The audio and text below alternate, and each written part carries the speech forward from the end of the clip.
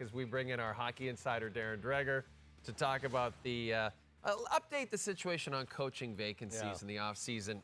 Everybody knows Craig Berube was in Toronto interviewing with the Maple Leafs over the weekend, as was Todd McLellan.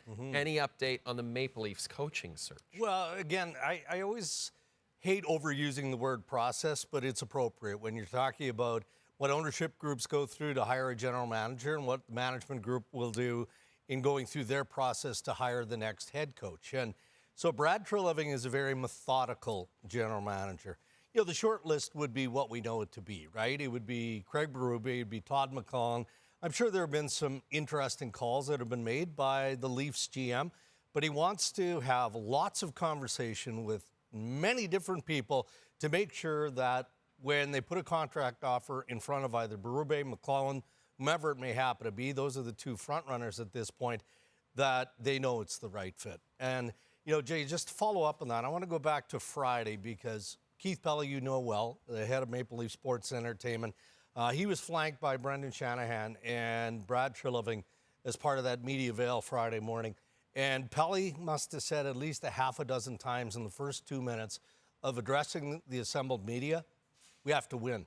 Yeah. The sentiment from ownership must win. Yeah. All right, well, there's one coach available who's done that recently, and that's Craig Berube with the St. Louis Blues. And speaking of Craig Berube, you were on TSN Radio on Tuesday, and you mentioned the fact that Craig Berube also interviewed via Zoom with Winnipeg Jets on Tuesday. So any update on their coaching situation? Yeah, you know, again, Kevin Cheveldayoff is going to approach this similarly to the way Treliving and the other general managers who are in the market are. And I think that Scott Arniel, who was the interim coach when Rick Bowness had to step away to, you know, help look after his family and his wife Judy in season, and then Bones ended up with his own health issues later in the year, and again, there was Scott Arniel.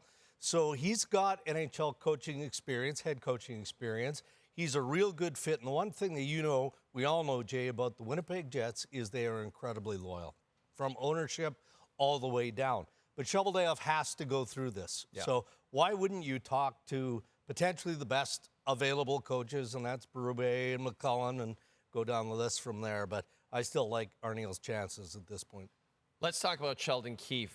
You know, FanDuel seems to think the Devils and Tom Fitzgerald have the inside track. Would you concur on that? Well, the inside track might be a little strong, but there's been a few conversations between Tom Fitzgerald and Sheldon Keefe. And I think that, again, this is Fitzgerald doing his due diligence. And I wouldn't call Sheldon the front runner just yet, but he's a strong possibility. And I think Fitzy just wants to make sure that when he makes the final call on who the next head coach of the Devils is, he's dealing with a flat market. So he knows every piece that is potentially in play.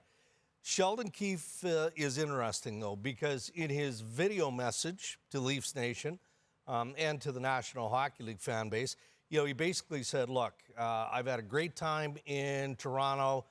I didn't get the job done. Now I need to recharge my battery and spend time with my family. Well, you don't recharge your battery as an NHL head coach in a handful of days. So that's what the New Jersey Devils are waiting for, is to just make sure that he's in it, that he's ready to jump back on an NHL bench. And if he is, then yeah, he's a strong contender, no doubt about that. He's a very good coach. Okay, let's talk about the fact that Seattle, I'm going to put San Jose aside. Apologies to Sharks fans. We're not going to talk about that coaching search. We're going to talk about Seattle and Rod Brind'Amour again. Because Brind'Amour, you know, our understanding is they're either close to a deal, he in Carolina, or a deal has been agreed to, and yet nothing's been signed. That series isn't over.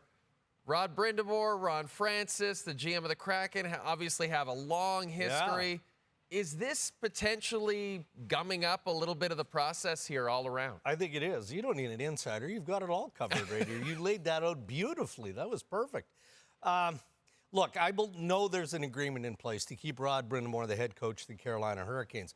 I also know that Tom Dundon is one of the more volatile owners in major sport. I'm sure that there have been stretches through this Stanley Cup playoff run for the Carolina Hurricanes that he hasn't loved, especially the first 3 games of their series against the New York Rangers. But again, there is an agreement. Now, keep in mind that they were closing in on said agreement a few weeks back, and Dundon pulled the offer, to retain his head coach. And then we reported that was what had happened. And within 24 hours, the management and ownership of the Carolina Hurricanes are like, okay, hold on a moment here.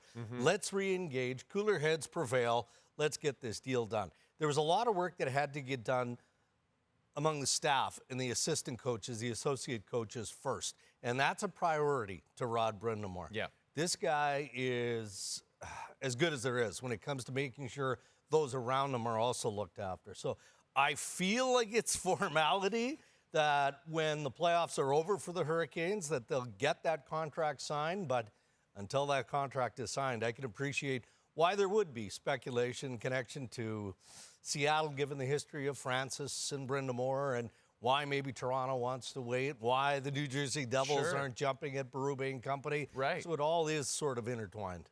Rod the Bod, practically.